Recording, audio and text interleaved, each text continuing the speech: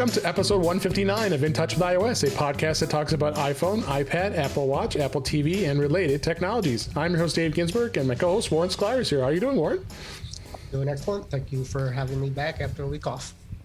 Yes, glad you're back, and I was just back from vacation myself, and we had a little technical difficulties, so we're doing a second take of this show, but that's okay.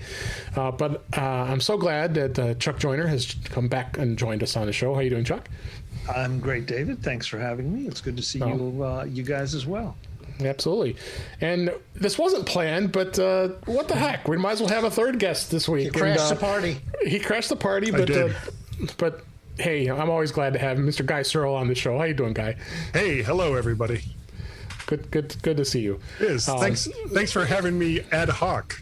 It's a premiere episode of The Desk, is what this is. Yeah, that's right.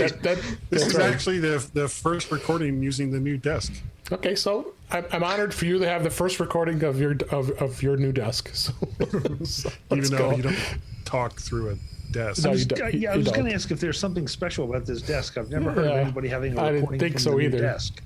It took him like 2 weeks to do whatever he did there, so it's special. You know, it's special. It is. So it's a special desk. Happy to be the first one that you're recording with. So, lots of Apple news this week. Might as well just go jump right in and dig back into it here, and let's hope we don't crash again. But let's go here. First story was on Mac Rumors. The Apple had released the new MagSafe battery pack that provides a first look and showing the thickness and what it looks like and all that fun stuff. And it just was released this past week, and it's definitely an interesting device, to say the least. I'm trying to see if I have the right link here. I do. And it is priced at $99. It was in people's hands this week, and it attaches magnetically to the back of any iPhone 12, which has the MagSafe charging system. So 12 Pro, even with the case, and provides additional hours of battery life. It's got hard plastic. It's only white in color, which is interesting. But it is able to wirelessly charge the iPhone at up to 5 watts on the go, or up to 15 watts when the battery pack is connected to a 20 watt or higher power adapter. So it definitely interesting where Apple's going with this. And Warren, what do you think? Yeah, it is white and not very attractive, and the $99 is mostly for the battery. If you remember, the case that came with it, the battery pack for the last few models were about the same price, so you're just skimping a little bit on the plastic, but it's the same price on that. But as far as the white goes, there are companies such as Nomad is selling a cover for the battery, where you could put a leather cover on it to match the case, which looks pretty nice. And then, basically, I don't think it's for me. Like you said, you didn't say it this time, but you said it last before on the crash. Yeah, so, I don't think it is because the iPhone 12 Pro Max, like you, Chuck have.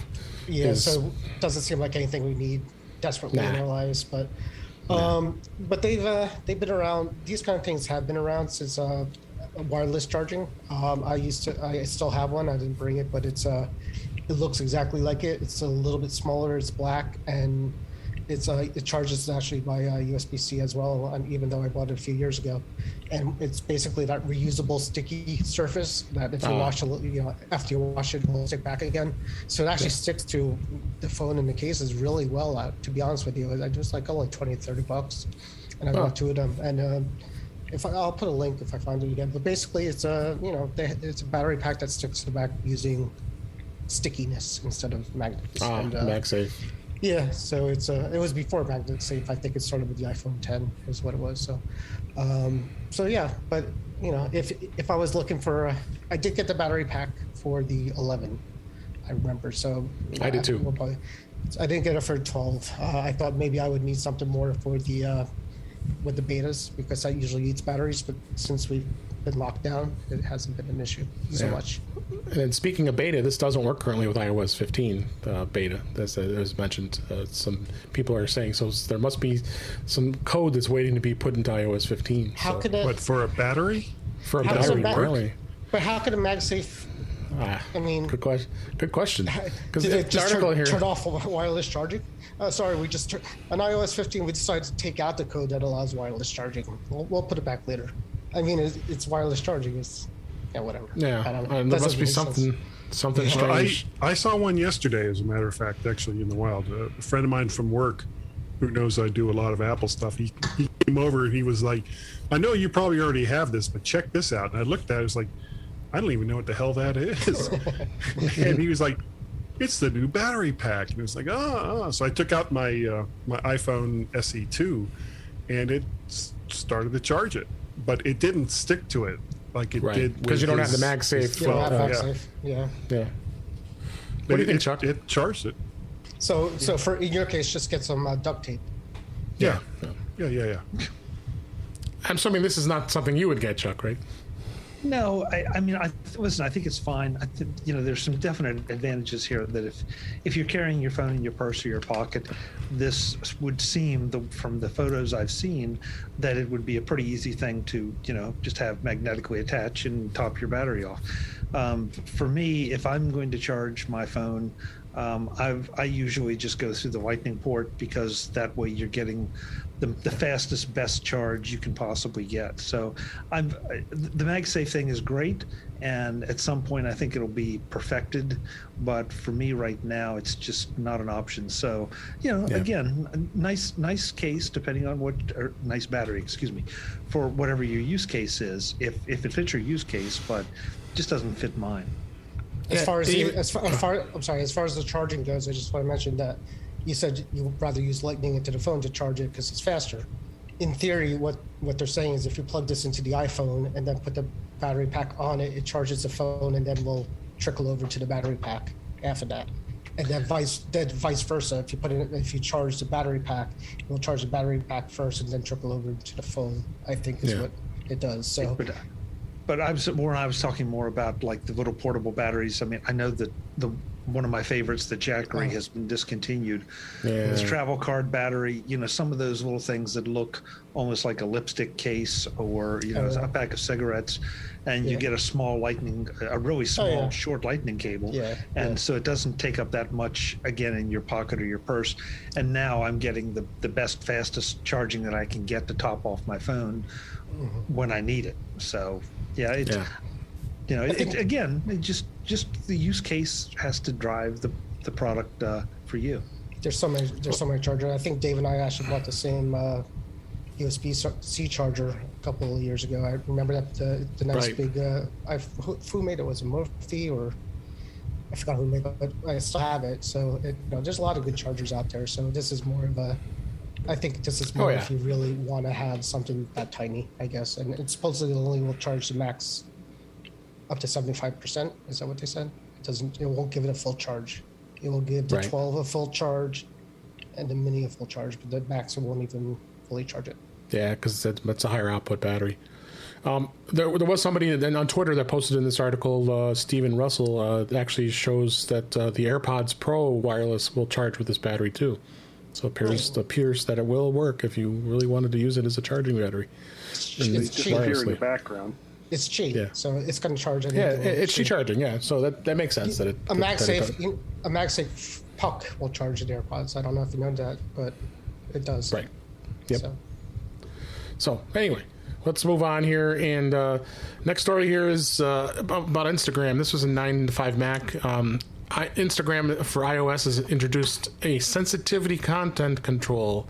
They announced a new feature called Sensitivity Content Control that lets users above 18 years old choose whether they want to see more or less sensitive content. The feature is available under the Instagram settings page, account sensitivity control, and users can choose to allow, limit, or limit even more.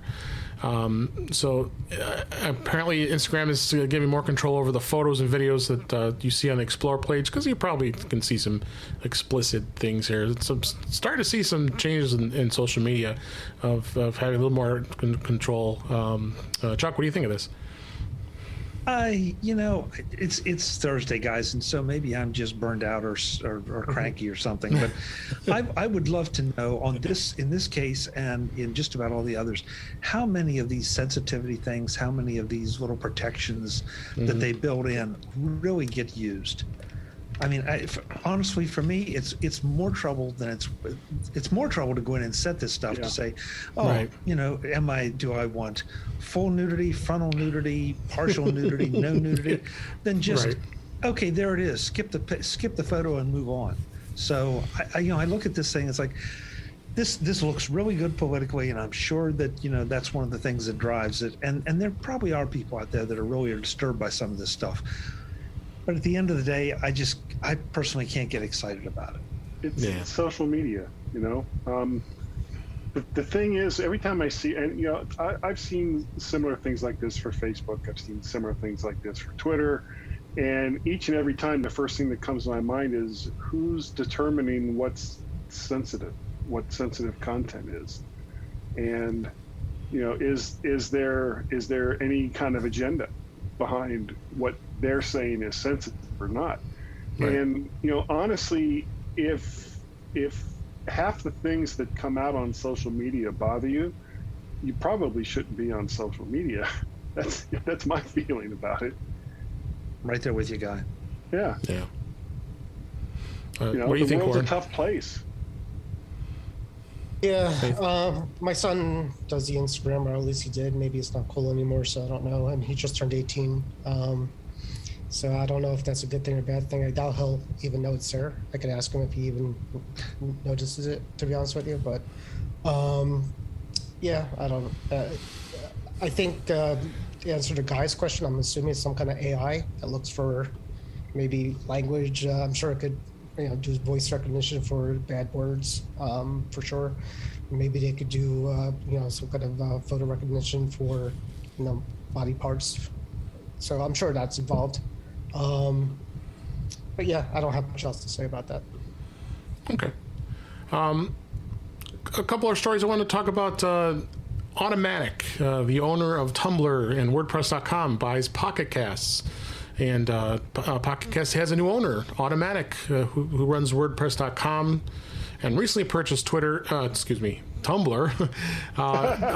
That would be quite a difference. Yeah, that would be quite a difference there. It acquired Pocket Cast, the well-regarded podcast app. The blog announced that the purchase didn't offer much in a way of a preview, but it did tease potential future integrations. This was on The Verge. Pocket Cast started about in 2010, and it was sold to NPR and a group of other public media groups 8 years later. It's been well received. I use it all the time, and it was interesting to see how it works because they have a great way of organizing podcasts, I think, and they also even introduced a standalone Apple Watch app, so you can listen to podcasts if you so choose with your Apple Watch. Chuck, we talked about this on Mac Voices Live yesterday, but I thought this is a good topic as far as a podcast app goes, and I know you asked us which ones we use, and I think this is good. Yeah, I think it's interesting because Automatic now owns Tumblr. They now own Pocket Cast, of course. They also bought Day One, the journaling app. So they're building an interesting little ecosystem here of web publishing and now consumption pieces, and they're reaching in and buying quality things, and I think it's interesting to just see. I feel like there's a product or a service or an architecture or a platform in mind that maybe we just haven't figured out, and it also. The simple fact is that there was a time that there were a lot of podcatchers out there, and they have slowly kind of slid down. And, a lot of them still work, but they aren't necessarily maintained. And so you can probably count on one, maybe 1.5 hands, what the major ones are.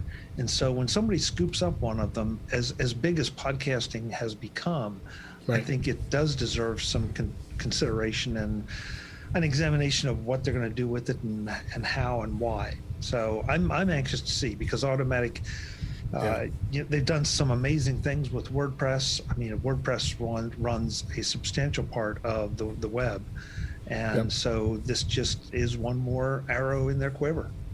Yeah, and it's interesting seeing with Tumblr too. You know, where is Tumblr going? Because Tumblr just kind of took a nosedive, and that was going to be my point. I didn't think they were so relevant anymore. Yeah, exactly. Yeah. Well, Tumblr. I mean, okay, this is a family-friendly show, so I only go so far, but Tumblr really fell out of favor when they started taking off the sexually explicit content.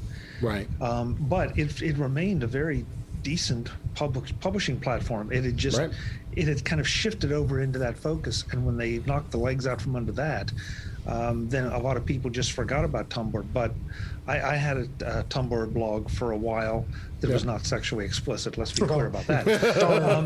Sure it wasn't, Chuck.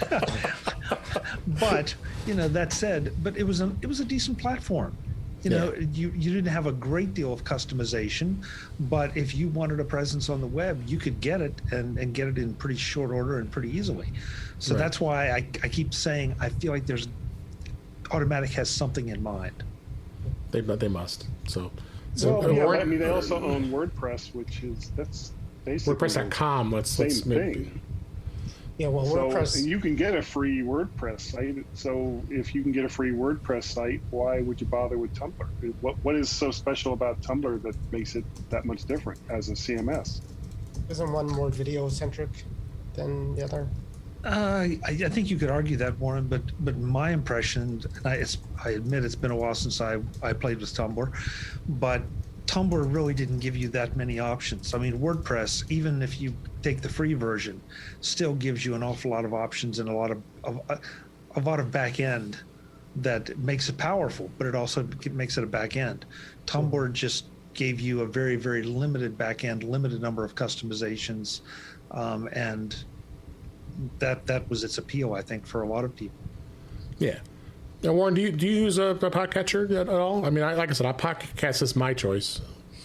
I use the Apple one. Apple Podcast, unless it's the last beta has not been kind to the podcast app, so I've been switching over to Overcast here and there because I have it. I think I paid for it once. But there's definitely a bug now with the current beta where it doesn't always open. It opens to a white screen and it doesn't work. So, usually I'll just use the Apple one. Okay. Well, you use a podcatcher? I mostly just use the. Is my mic better now? By the way, much better. Okay, sorry about that. For some reason, you're on number 23 instead of number 26. No, it switched over to my AirPod Pros. I have no idea why. That's what I thought. Go ahead. I usually just use the Apple one. Apple Podcasts. Okay. Yeah, that seemed to be the consensus. It's got.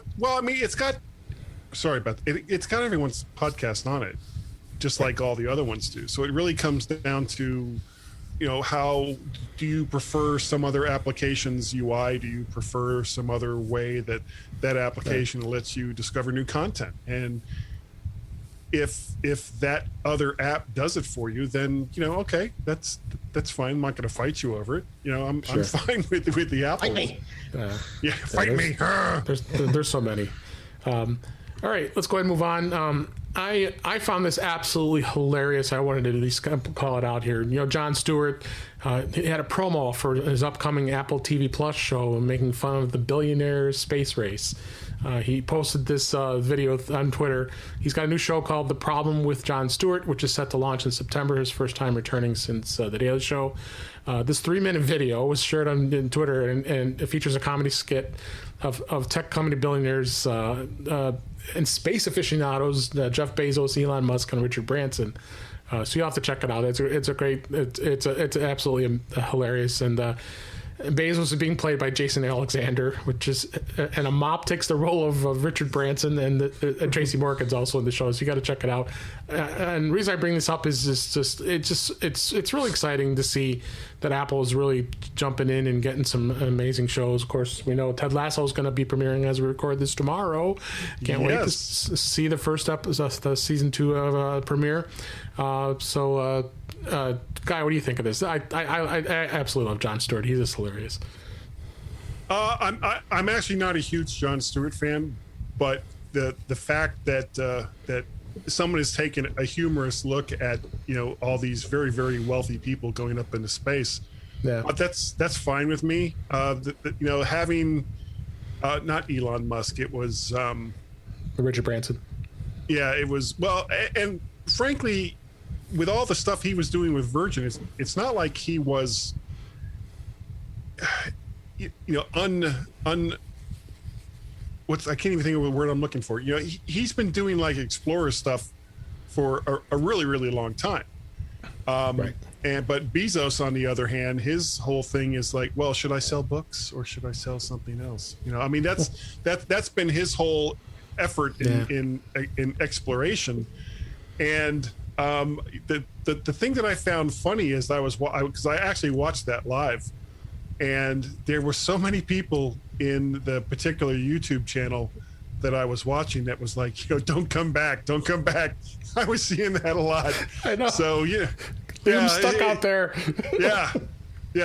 Go find Musk's Tesla, and just kind of hang out with the astronaut in that for a while.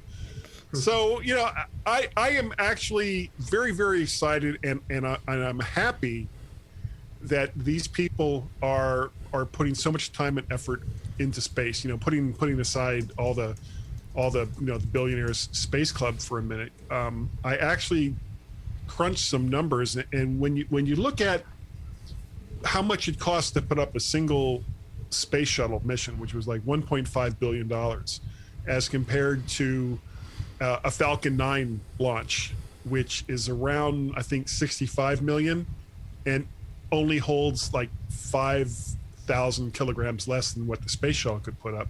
So it was like a factor of 400% less, more than that, for low Earth orbit, and like 25% of the cost of going to the ISS. So bring it. I'm ecstatic that there's been a lot more effort being put into space. Are we talking about Jon Stewart? Or no, I want to spin this back just to Jon Stewart. Okay. But I do appreciate your space commentary, for sure. He crunched the numbers and everything. That's right. That's what you get for having me on the show. Jon Stewart. Okay. I did not see the promo, but it sounds funny. I'm going to watch it. Yeah, you should check it out. I kind of like him. Just fun fact: he went to a high school right next to the town over from us. So I think a couple of my friends actually met him a few times because he's around here. And the other thing with that is he's starting to tape next week. They started asking if people wanted to come. Oh, really? So yeah. So they'll be. Where are they filming it? New York City. So Yeah. But basically, it comes in September. Woodstock, is that what it comes? September. Yeah, Woodstock. So I mean, I found that interesting because he usually does. His daily show was it was live. topical and live and topical, basically of the day. If you're recording 2 months in advance, it's going to be hard to make fun of the news of the day, 2 months from now. So I don't know how that's going to work. We'll see how that is. And any thoughts, Chuck, before we move on? I find it deeply disturbing that I agree with a lot of what Guy said. A lot of people say that. Did you crunch the numbers too?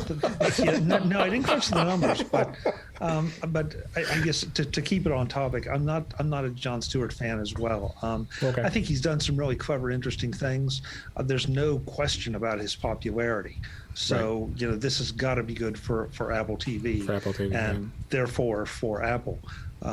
It seems like there are very few things I think that are sacred with Jon Stewart. So the fact that he would pick on this makes perfect sense. Absolutely. I don't necessarily agree with it, and that's starting to go down a space commentary that we won't go. Yeah, let's go ahead and move on. Let's go ahead and move on. I found this interesting. This was in iPhone hacks. AirTag helps man recover wallet on the New York subway a day after losing it. Apple's new launched AirTag had become an instant hit, and users have recounting stories on how the AirTag has helped them find their stuff. And this gentleman, William Liu, tells a story about how the AirTag helped him track his wallet on a New York City subway system, which I still wonder how it fit in his wallet, a day after it went missing. He lost his wallet while returning from a concert in the early hours. It was highly unlucky he was going to find it in a public transit system, but he was able to be in luck, and the AirTags found his lost wallet. How is this a headline? The headline is AirTag does what it's supposed to do. Yeah, yes, exactly. So, well, did the guy who stole the wallet, did he still have it? I don't think it was stolen. I think it was just. I know, I'm kidding. It was lost, and he found it. Yeah. So no, there's all different kinds of lost. What stands out to this is, the AirTag is doing what it was supposed to do, and he got extremely lucky. It's just like all the feel good stories we hear about Apple Watch. Well, this is this first one I've seen for the AirTag that it worked out. So, Chuck, what do you think of this? That's an interesting point, David. I hadn't really thought about it that way, that this is the first time that we've seen something like that. But I also agree with Warren. It did what it's supposed to do, so it shouldn't be a surprise. Maybe the fact that the wallet was still somewhere with the AirTag in it, that it could be found, might be the biggest surprise of the whole story. New York. New York. What a town. Gotta love it. Yeah, it was tucked under that electric rail right down there. No, that's not a good idea. But I think we're going to see more of these. Probably they'll be a little more offbeat as it goes along. But it's good publicity for Apple. Yeah, Guy, do you have AirTags? Sorry, me? Do you have any AirTags? No, I don't have it. Okay, so then you can't experience like the rest of us have. I mean, you have some, right, Chuck? You can't talk about these things, Guy, because you have no idea what it does. Yeah. I have opinions on everything. We know, Guy. We know. Yes, we know. The thing with the AirTags, real quick, is it has to be findable, and that's Subway is. You think a Subway, there's a good possibility of not being maybe not near a phone, or at least near a phone with service, because that could be, it's got to communicate somehow. I think in the stations they have the Wi-Fi, so that's probably how which probably helped. Yeah. Yep. So like if your wallet fell to the bottom of the lake, then you're not finding your AirTags. That's what that no, that'll probably be unless a scuba diver has Wi-Fi. That's fine. Good. You never know. All right. Last story here. Let's move on. In Mac rumors, iOS and Android activations are now split evenly in the U.S., research shows. Activations of iOS and Android devices are now evenly split in the United States, with little sign of movement towards either platform dominating over the past 2 years, according to data sourced by Consumer Research Intelligence Partners. The CIRP estimates iOS and Android each had 50% of the new smartphone activations in the year ending this quarter. iOS share of new smartphone activations climbed from 27 to 2020, but now remained at its peak for the second consecutive year. So I guess really the moral of this is the fact that it's good to see that you got competition. You're making you're making both Apple and Android developers stay and innovate and have great phones and have choices of which ones you want. What do you think, Chuck? I think the real story here is not iOS versus Android. It's iOS versus which of the other manufacturers, because Apple's the only one with iOS. So you've got 5, 6, 7, 8 manufacturers more, competing against iOS, and they're running neck and neck. Yeah. Well, good for them. We can, listeners to this show know that all the arguments about privacy, security, feature sets, all that. So if you are comfortable going down a dark alley at 2 a.m, then by all means go to Android, and if that doesn't appeal to you, go to iOS. But what again, it kind of goes back to the first battery story. Whatever the use case is for you, and of course the affordability is also a consideration. What do you think, Guy? This should actually, I know this is going to sound weird, but this should probably actually be kind of alarming for Apple. with all of the current talk about investigations into monopolies and all the rest of that. Back when Apple was at 10 to 25% for people to say, well, Apple is a monopoly, it had absolutely no weight. But if they're at 50% of the total market in the US, well, then it starts looking a little not as good as it did before. And the fact that the major Android phone makers are splitting a smaller and smaller market basically means that they're going to do everything they can to cut costs, which will make the phones even worse than what they used to be.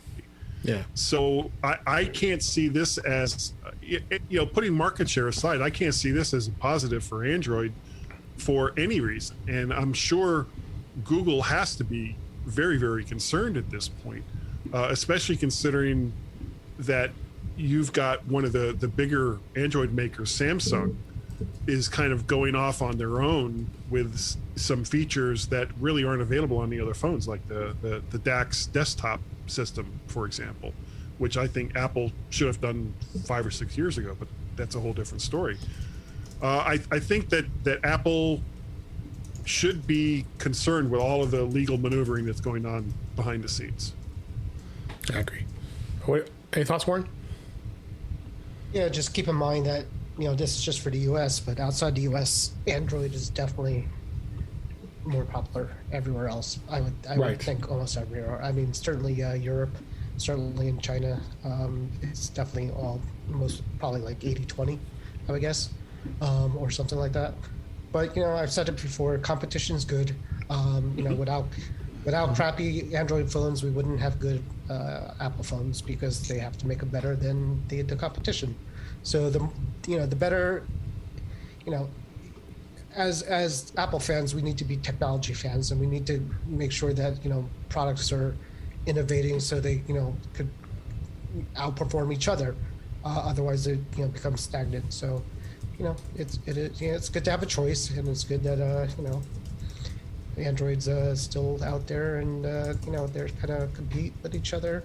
And as Chuck says, iOS is better if you want the privacy, but a lot of people don't care about it. A lot of people don't have the money to spend on the Apple devices. A lot of people so we care more about our devices and probably our privacy than the average person. So absolutely. Yeah. All right, Warren. David, I want to just touch on something Warren said, because I think it's a really interesting point. That as technology fans, as Apple fans, we're technology fans. Yeah, but I'm a technology fan, but I'm a fan of Apple because of the quality of what they put out and the thoughtfulness. And it seems for some reason we're going to go back and beat on the battery story earlier. That's an okay device. It's not an oh my god I can't wait to get my hands on a device, but for the right people it's fine. There are plenty of products out there that Apple makes. Now I better take that back. There are some products that Apple makes a competitive product, and I would not choose the Apple product. I would go with somebody else's because of price, feature set, whatever for my use case. Mm-hmm. So I don't think that we're as Apple fans, we all self-identified that way, but I don't feel like I'm an Apple fan because I'm an Apple fan. I'm a technology fan, and I'm a fan of Apple because they have some of the best technology solutions for the devices that I want. Oh yeah, and I agree with that. And my only point was, if there's a device, I've seen devices that are not Apple, like Windows laptops. I've seen a few Android phones that are they're made well. They look nice. They might have some features that are better than others. But you have to appreciate that when somebody makes a good product. As a technology person, you might choose that over the Apple product, like you said. But generally, it's good to see. As an IT person, it's good to see high quality, good devices, and to me, I get excited, seeing people coming out with something innovative and good quality. Absolutely. All right, let's go ahead and move on to topics this week. As we always talk about each week, what's going on in beta. iOS 15 is still on beta 3. It's still going. And one thing that kind of stood out this week is they did make some changes to the notifications. And Warren, being our beta guy, did you notice any differences as they're talking about this article we have in Mac Rumors about the notifications in iOS 15? I didn't. I didn't read the article yet, and I haven't noticed anything different with it, to be honest with you. Okay. Yeah. Well, quite. The only thing I know that was a big change is I don't know if you should have it, but the Safari change was a big one. Yeah, I thought that they had made some changes to that. So go ahead and if you want to share that with us. I think that was the biggest change, to be honest with you. They moved the Safari design change in Safari and also on the Mac. Had the floating address bar on the bottom. And people hated that, so they reverted it back to the top, or at least customizable, where you can choose the difference. So that's the big change, and been listening to a couple podcasts about it, and it seems like most people really did hate the old the new design of the floating. I actually did not like it either. I found it kind of confusing. Definitely at first, you're like, what tapping the top of the phone trying to get an address bar. Took me about 5 minutes to find it. Again, like anything, anything new you have to get used to. Once you get used to it, I'm sure it's fine, but people don't feel like getting used to it. But yeah, that's the only thing. That's the only thing I really noticed, to be honest with you. All the bugs are still there. It's been actually really solid, to be honest with the betas. I have 2 apps that don't work, but it's been pretty good. Okay. I know our friend Jeff Gamet did complain about Safari pretty extensively when it first came out, so it's probably a good thing that happened. Chuck, you haven't heard any other things? Have you heard anything other things that put the race of Safari that people complain about? I've just read the articles, David, that say that Apple made a mistake and they listened and they're moving backward. I wanted to run the beta and just never got around to it. Or excuse me, the technology preview. Pardon me, because I'm not a beta person. Right. So I when it comes out, that's when I'll take a look at it and see. Sure. And, adjust or not. There are plenty of other browser options out there if Apple does something that you just absolutely can't stand. Right. So people lose their mind over nothing, to be honest with you. But they do. Yeah. So, but that's the way it goes. So, Guy, any thoughts on this before we move on? Yeah, I've got the Mac OS beta on my MacBook Pro, not on my production machine. Right. And when I looked at Safari, it just seemed to be more the same. I mean, it's got some tweaks to it, and it displays it a little bit differently, but it's still the same thing that it was before.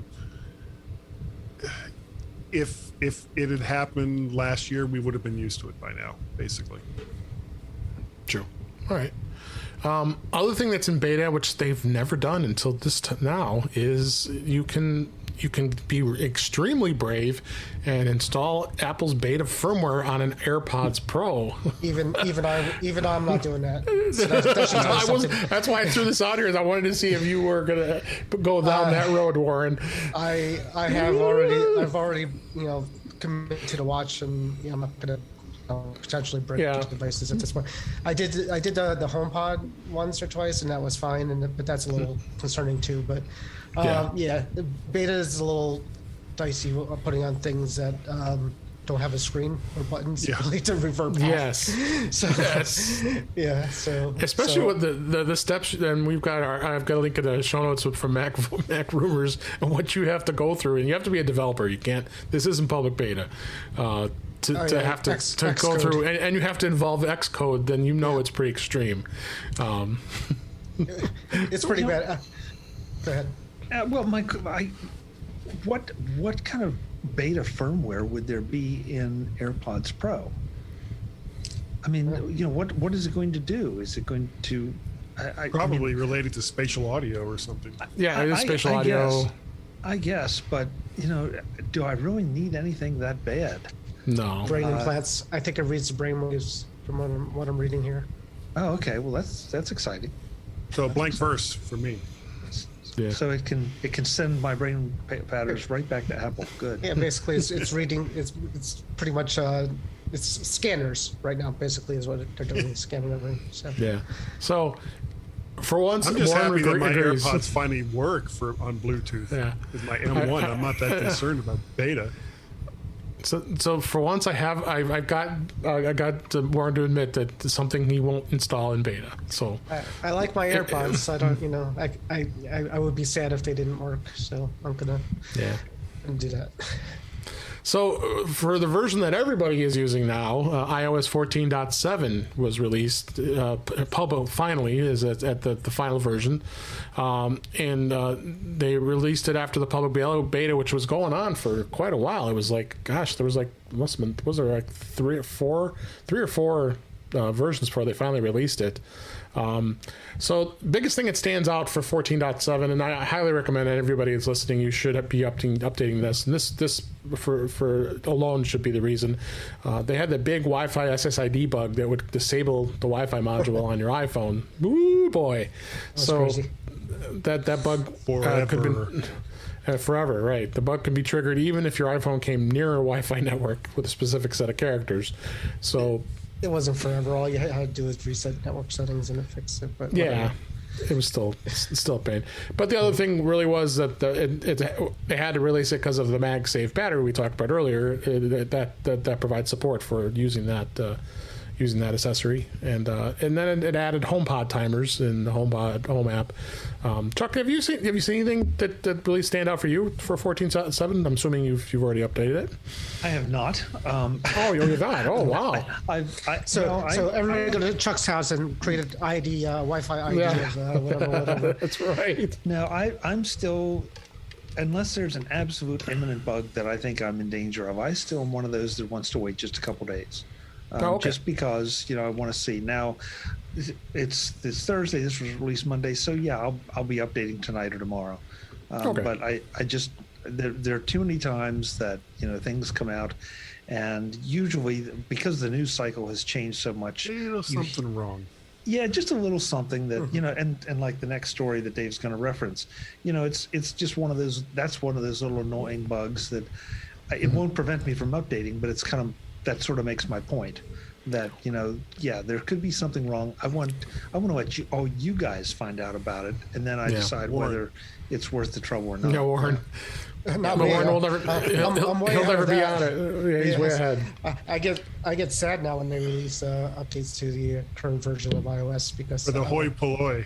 Yeah. I've been doing this for months. I don't know where you've been. You peasants with the iOS 14 on your devices. You don't know what I got with this. I'm on iOS 16, and it doesn't even exist yet. I don't even think I'm doing anything great with iOS 15 that you're not doing with iOS 14 at this point, to be honest with you, or whatever. So. Yeah, what Chuck was talking about is there was a bug preventing iPhones with Touch ID to unlock the Apple Watch. Automatically, that's extremely annoying because I love that feature. The fact that I don't have to unlock my Apple Watch as soon as I have my iPhone next to it and it unlocks. So there was a bit of a bug in the iOS 14.7 update for Touch ID users. Face ID it isn't affecting, but so there's that, and then. And the other interesting thing was, in a rare move, Apple did not release iPadOS 14.7 on the same day. They always have done that. They've released both versions the same day. They released it the next day, which was yesterday as we record this. So iOS 14, iPadOS 14 was released. And the biggest thing that stands out, which I think is not a big thing to me, is allowing 2 Apple Card users to share one account with a combined credit limit. In fact, that's for both iOS and iPadOS. Other than that, I don't seeing too much in the way of major changes with iPadOS 14.7.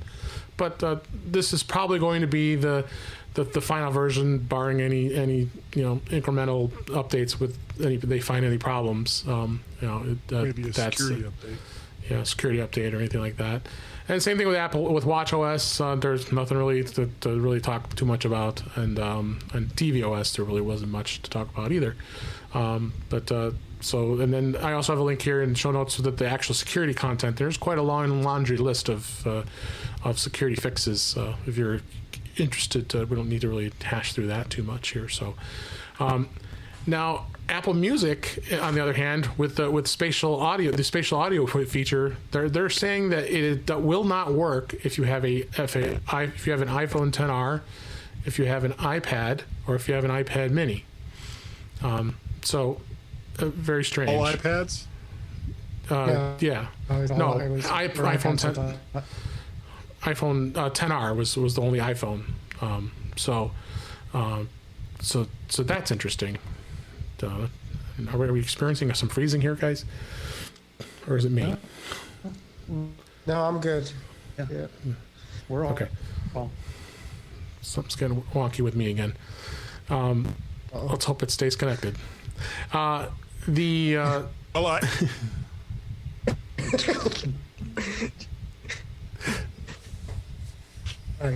Let's through. Come on. yeah.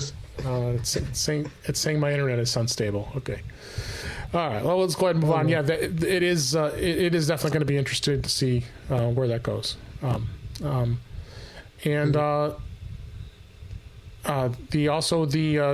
rumor I wanted to talk about real quick is the iPad Mini, which is going to feature a mini LED display.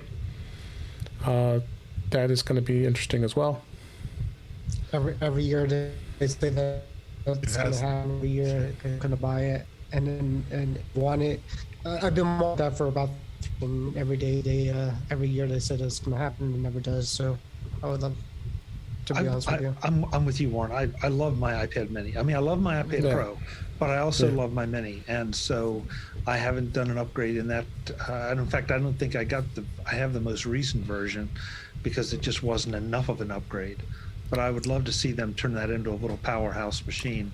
Yeah, I'm sure it'll have a powerhouse price, but spec it out and let's do this right. And I think it could become a new favorite iPad. Yeah, I had the 1 through 5, and I sold the 5 not that long ago. But love the minis, and I've seen they're Android, but I've seen iPad Mini size Android tablets with a nice LCD all around screen, and it's hot. It's something I would definitely want to see on iOS. Have an all screen like LED or OLED or something. Yeah, that'd be great. I definitely think the Mini is there's a future with the Mini. I would buy it. So if it came out, I would definitely get it. So don't you pretty much buy them all anyway? Yeah. I can't. I had 2 iPads a couple of times, and eventually that's usually when I sell things to buy something else. I'll sell one iPad off because you really don't need 2 iPads. So. That's usually the first to go. So if they come out with a new Mini, I'll probably sell the Pro, maybe to get the Mini. I don't know. We'll see. All right. Other topic I want to talk about here is this was an interesting article. This was in Apple World today that Apple actually filed a patent, and a future Apple TV set-top box may replace your cable box. So they did file a patent for a generic streaming media device configured as a set-top box. So they could be eyeing a future Apple TV set-top box as it would replace the cable box, and this isn't the first such filing of a patent from Apple as far as this goes.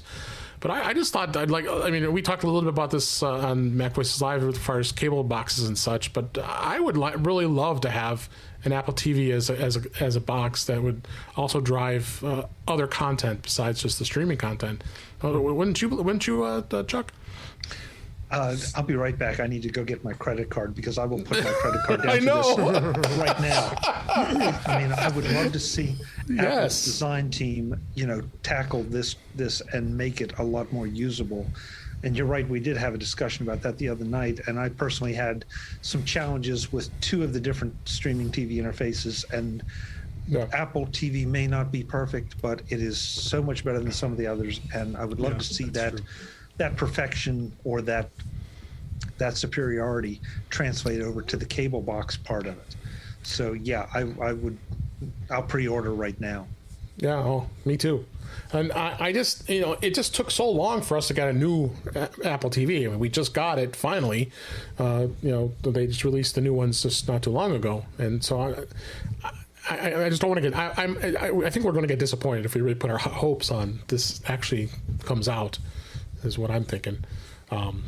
Warren, Guy, you thinking of anything that we want, like as far as having this as a set-top box? I thought I predicted something like this a couple months ago when we talked on one of our shows too. I think when we didn't know what the new Apple TV was going to be like, I kind of mentioned that it might be something like that. But Apple, not just Apple, but the streaming services need to definitely be easier to navigate, and they need to have something where it's a universal remote. It's a universal system that can connect to anything out there. And if you have cable, then you can use the Apple TV and basically have one master guide where you can see everything you could get. The little side note is that they announced today or yesterday that Fios is going to get the app on the Apple TV. Wow. So that's a start. So I think I'm going to try it because I've been wanting to use the Apple TV as the main device for a long time. I just can't because the wife watches cable all the time. So I'm wondering if this could be an alternative. If I could get the Fios to work on there, and if I could get the other apps to work, I could bring back my HomePod speakers back upstairs and have a party. Cable TV is dying. Yep. Yeah, and unfortunately, Guy, that would be my concern with this ever happening. I mean, as much as I would love to see it happen, they will fight this tooth and nail because they all are staking out their territory and trying to have you believe. And I think I personally believe the technology people see through it. I'm not sure that the average consumer sees through it. That they just think, okay, this is what I've got to do to watch what I want to watch on my TV. And I don't know how we educate Here's the them. thing: we're on the cusp of cord cutting becoming the norm, as compared to you go back 5 years ago, hardly anybody was cord cutting, and now it's everywhere. And when you throw in the fact that not only are cable TV companies basically just becoming ISPs, broadcast companies as well are moving as quickly as they possibly can to streaming services, because they know also that the broadcast TV as a medium is dying almost as quickly as cable television. So the future for television is likely going to be applications, which is why I was actually, and we talked about this on Mac for the Future, I was actually very surprised that Apple updated the Apple TV as a box. Yeah. Once they released Apple TV as an application on, and they put it on every single freaking smart TV that was out there, as well as Roku and some of the other streaming boxes. That's very telling to me that even Apple, who has always said that the Apple TV as a box was a hobby, that their main push is to get Apple TV Plus as a content service onto as many platforms as they possibly can. And I think the only reason why they keep the Apple TV around is because there are so many people who still want to use it as their main box. But I think that Roku is probably going to be one of the last ones standing as far as a separate box. But most everyone else, I think, because all of these TVs are basically running Linux and applications off of that. So that's where TV is going. It's going to be Apple. You basically are creating your own cable TV package using applications. Right. All right. Yeah, I agree with you, Guy. I do think, though, I mean, hindsight's 2020, right? It's too bad that Apple didn't do more with the Apple TV and instead of a hobby. When they could have. Yeah, but on the other hand, I kind of don't know how they would have, because the whole concept of streaming and cord cutting was still so new that people didn't really understand, what they were looking for. And now I think we have a much better idea of what we would like the experience to be.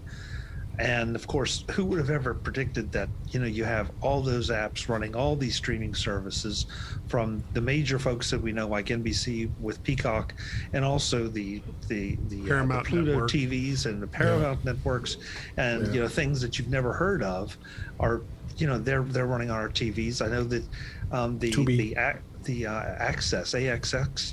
AXS network has an app, and if you are patient and sit there and work with it, you can get it to play the content if you want, but it's terrible. Here's what I think about that, though. Like, if it was reversed and we started off life with the apps, all these different apps, instead of cable TV, we would have said, hey, wouldn't it be great if we could get all this just in like one Bundle, have them all bundled together. One thing together, and Comcast and Verizon's like, hello, that's what, So the cable companies are doing what we ultimately want to see on streaming services. Well, honestly, Warren, I think what's really happening is it's going from being under the thumb of cable television providers to being under the thumb of Netflix and Hulu and Disney Plus and all of the big streaming services that are currently bundling all of these other services along with their main apps. But cable's going to win because of convenience, because the average user is rather spend an extra $20 to not have to launch 20 apps every day and to watch their TV. The average user, your wife. But the problem is it keeps getting more and more expensive. My wife. Well, it keeps getting more and more expensive for less and less functionality. But the streaming is becoming pretty expensive too. I mean, we just did a trial for Hulu because we're watching Handmaid's Tale. But if you start adding up all the services like the Netflix and the Hulus and the CBS, you're getting close. You're getting close. You're getting close enough where the cost benefit is starting to get thinner, right? So at that point, in my case, we were on Verizon Fios, and along with 100 gig up and down internet speed and telephone for reasons, we were spending like $240 a month. And I was like, okay, you know what? Enough. When we got our last cable television increase, I was like, okay, that's enough. I can't stand it anymore. So I got Disney Plus. I'm still on Apple TV Plus for free. And I got the higher tier of Hulu. And there's a service, and I can't remember the name of it, that gives you your local television stations. Locast. Yes, Locast. Right. Pay them $5. Yeah. $5. And it was like, okay, you know what? That Hulu is giving me between Hulu and ESPN, I got all the sports that I want. With Apple TV Plus and Hulu and Netflix, I've got more content than I could ever possibly watch. And there's some individual little services like the Paramount Plus that I get because I'm a Star Trek fan. It's all good until an average person like my wife finds something that she can't get on the streaming service that she can get on cable that she wants to see, and that's the problem. And it's happened to me where I've done where I have all the streaming services and there's a movie I want to see, and I'm paying for all these streaming services, and none of them have what I want to see. So I go to like torrent because I'm like, there's no way else to get this at this point. So it's like, sorry, excuse me. Sorry, I didn't say torrent. I said Tourette's is what I said. Oh shit. Edit. Beep. No, I mean I'll say it. I don't care. But it's good if you want to sit there and Netflix and chill and just kind of watch what's on. If you want to watch what they're giving you, it's great. If you want to watch what you want to tell it to, that you want to see, there could be issues, is what I'm saying. Right. But see, Warren, you just got to it. And that's where the cord cutting is becoming cable TV. Because I've done some looking at this, and there are a couple packages, and we got 75 channels and we got 120 channels, and it's like, but I want 4. Okay, there are only about 4 or 5 channels that I really want. That's what I want to pay for. And I would be willing to pay a bit of a premium price to be able to do that. But instead, you've got to shove $75 down my throat to try to pull me in. And I admit, I'm a single guy. Okay, I don't have anybody else in the house, so I'm not the best case here. But if I could pick 4 or 5 channels and say, I'll pay you $30 a month, $25 a month, you'll have me forever. But as it is, I'm trying desperately to find ways not to pay $45, $50, $60, $70, $80, $90, $100, $200, Guy, a month. Stop and think about that. $200 a month, that's insane. I had a thought of a solution would be like an organization or some kind of non-profit kind of thing that would take, or something where you would almost have a combination of, how do I even say, a conglomerate of people that you would pay in one place, maybe per usage or something like that, that had access to all the streaming content, and all the streaming content kind of joined together into an alliance where you just have this one app or this one place to go, and that could grab streams from anywhere that it's available at that point. And they could have some kind of pay model where you could pay for the time that you're watching it, or pay for, I don't know, but it's too fragmented is what it is. It basically everything it's fragmented. Everything that you want to watch is a project. So if somebody was out there and said, listen, we'll have, one kind of company that's controlled by all the various streaming companies together, that says, listen, you pay us through this company, we all get a share of the profit somehow. And basically... Well, that's what they're doing now. That's what Hulu and Apple and YouTube and a lot of them are trying to do. But the problem is that there's a lot of the other companies don't want to play ball because they want the money to themselves. Right, but there's too many of these services still that are big and have their own stuff. So I mean, if let's say Hulu, Netflix, and whatever, Apple TV and Amazon said, listen, enough of this, because people are getting frustrated with having to subscribe to all these services or switch around. We form an alliance and say, listen, we're introducing an app called, TV World, or whatever they want to call it. And you subscribe to that app, and maybe it's more expensive than, an individual service, but you have access to everything. And I think, come out with some way where they could have a pay structure. I think people will go for that. But, again, you're talking about monopolies, you're talking about competing services and things like that. Yeah. But, again, it's just right now, cord cutting is too complicated for the average person.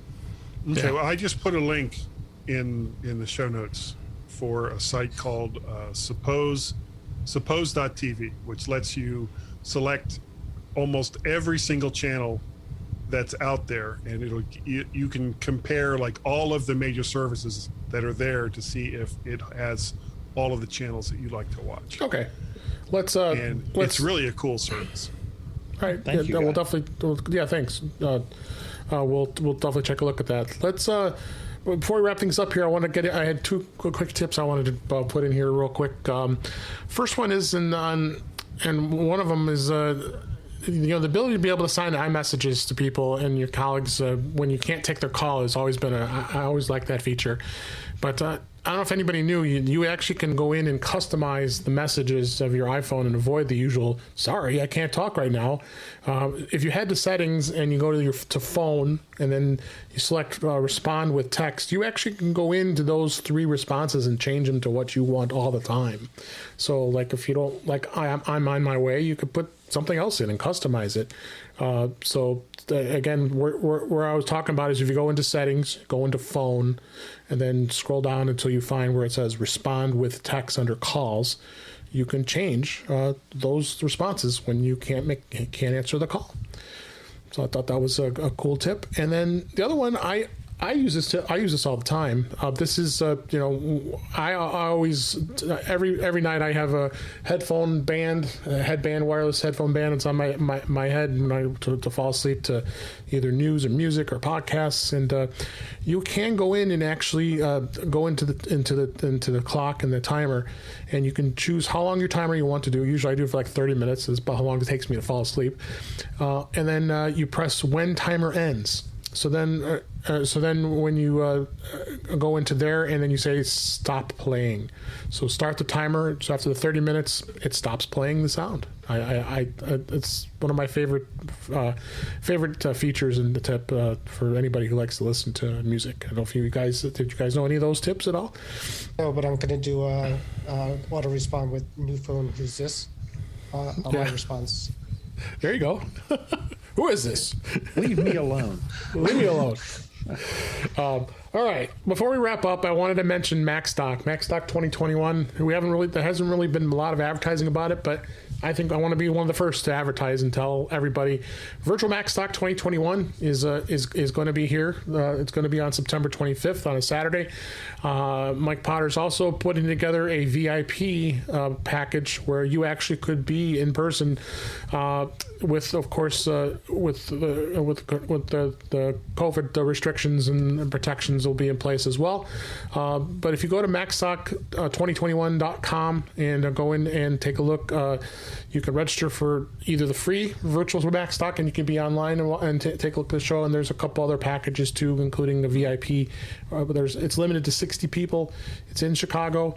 So you'll be hearing more and more about this as Mike sends out more information. But I want to make sure everybody was aware of that. So hopefully you guys could be part of it, whether it be virtually or in person as well. Any thoughts on that before we close out the show? Yeah, hopefully it'll be you, me, and Mike out there. Yeah, let's hope. Yeah. So, and no matter how you participate, whether you get to do it virtually or in person, it's a great event. It really is. I mean, it's a great community. It's a great event. It's too bad it got derailed a little bit here by COVID because it was really steadily building. So we want to make sure that we support everything Mike's doing, so he can continue to do it, and we will get hopefully back to normal next year, which we keep saying. It's 2022. Well, even last year's virtual event was so much fun. Yeah, I'm going to say that wild lobby they had was amazing. I wasn't able to go for years. This is going to be my second year going. It's great. So check that out. We'll have the link in the show notes how to get to that site, and we appreciate it, and I know Mike appreciates it as well. So let's go ahead and wrap things up for this week. That's a wrap for this week. Please send your comments, questions, suggestions to our email address, feedback@intouchwithios.com. You can follow us on Twitter @intouchwithios. You can go to our YouTube page at youtube.com/DaveG65. You can subscribe and your favorite podcatcher, including Apple Podcasts and many others, including Pocket Casts. But better yet, go to our website at intouchwithios.com, where all the links to all the ways to listen to us are there. I'm Dave Ginsburg, and you can find me on Twitter @DaveG65. And Chuck Joyner, thank you so much for being here. Always a pleasure having you on the show. Where can people find you? Hey, it's a lot of fun as always, David. I appreciate it. You can find me at macvoices.com. That's where you can see everything I do and everybody I'm talking to. We do Mac Voices live on YouTube, on Mac Voices TV on YouTube every Tuesday night at 5 p.m. Pacific, 8 p.m. Eastern. We'd love to have you join us in the chat room there. Absolutely. And on the socials, I'm at Chuck Joyner. Thanks again, David. Good to have you. Have me. Have me. Whatever. Yeah, whatever. And our surprise guest for this week, unplanned but very pleasantly planned, because he had his new he had his new desk to set up, and he wanted to test it. So what the heck? We had him on the show, Mr. Guy Serle. Where can everybody find you? Underpants. You can find me, Guy, at mymac.com is the email address, MacParrot and VertShark on Twitter. VertShark.com is the website. VertShark over at YouTube. Like, share, subscribe. That's all you got to do. And we have a Skype telephone number 1 or +1 outside the United States, 703-436-9501 to leave a comment. Great. Oh, mymac.com podcast. Oh, there's the other stuff that I do. Important. MyMac.com podcast I do with Gazmaz. the Mac of the Future live cast on Wednesday nights. So that I haven't talked to you guys about it. I may have to change that night pretty soon. And of course, Guy's Daily Drive. You had to bring it up now. I know. Where I record myself while I drive to work. It's very dangerous, and I don't know why I do it. And I shouldn't, but I do anyway. Thank you. All right. Thanks for being here, Guy. We always love having you on the show. And Thank Warren, thanks for being here as always as the co-host. We really appreciate it. Anything exciting going on at Mac to the Future? Everybody's talking about battery packs. No, we're not really. Normal discussions, but come join us. It's a Facebook group.